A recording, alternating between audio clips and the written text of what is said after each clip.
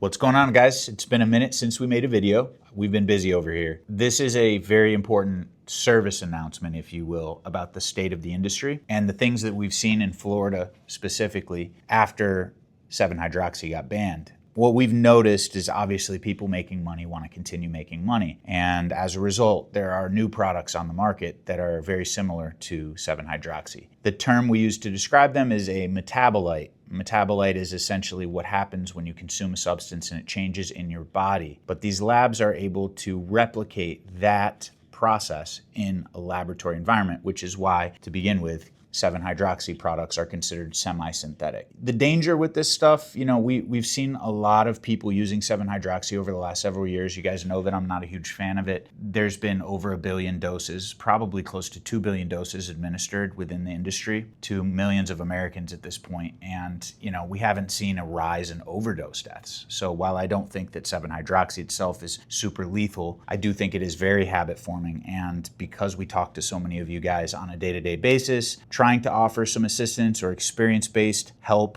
we know how damaging it has been to people financially and emotionally to be addicted to 7-hydroxy. So to see a metabolite enter the market and get just as much popularity in such a short period of time, it's alarming. And so I'm making this video to you guys so that you can be a little bit more scrupulous and do a better job investigating the products that you might be taking. The products that we're thinking of here right now are Pseudo and MGM. There's MGM 15, MGM 16. Pseudo and the MGMs that I just mentioned are more potent than 7-hydroxy. So for an existing 7-OH user who can no longer get their hands on 7-OH, when they switch to MGM or Pseudo, they don't have a tolerance for those alkaloids, and therefore they feel the effect pretty dramatically right up front, and they're back to square one, creating a new addiction for themselves. The danger, again, is the fact that there's a very short half-life with these metabolites, and as a result, you're gonna end up with a very high dose in a very short period of time. I've spoken to, on the phone, over 200 people in the last 2 months who are trying to quit 7-hydroxy. The people that I've talked to are school teachers and construction workers, husbands, wives, sons, daughters, people who have families, people who have something to lose and are scared because every time they've tried to quit this product, they have terrible anxiety, panic attacks, heart palpitations, all sorts of stuff that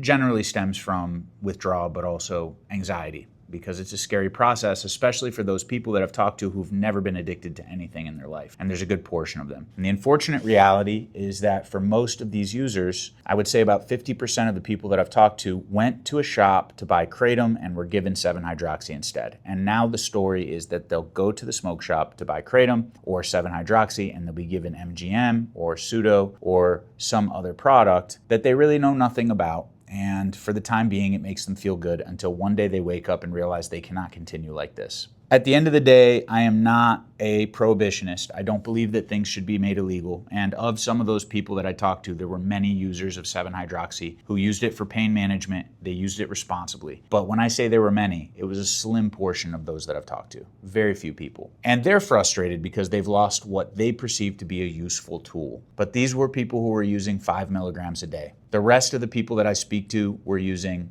500 or 800 or even 1,500 milligrams of 7-hydroxy a day. So now the game has changed yet again, and it is no longer 7-hydroxy, it is MGM, it is Pseudo, and it is proprietary blends. If you've seen our advertising on social media, you know that I'm a broken record. I mention this YouTube channel all the time. I tell people to take tolerance breaks, use these products responsibly, consult your physician, etc. We're the only company that on social media advertisements put warning labels warning that these products may be habit forming, and what we're selling is just Kratom. Kratom is addictive. Kratom does have a withdrawal pattern, and you can build a tolerance to it. Kratom is not perfect. It does not solve all of your problems, but for those of you guys that are stuck in the clutches of addiction with MGM or 7-OH, it might be the answer. Many of you might be confused because there are still a lot of people who started off with regular Kratom powder or capsules and ended up with 7-hydroxy or MGM or the like. And when you try to quit and go back to Kratom powder or capsules, it doesn't do the trick. It's not strong enough. And that's kind of the situation that we're in.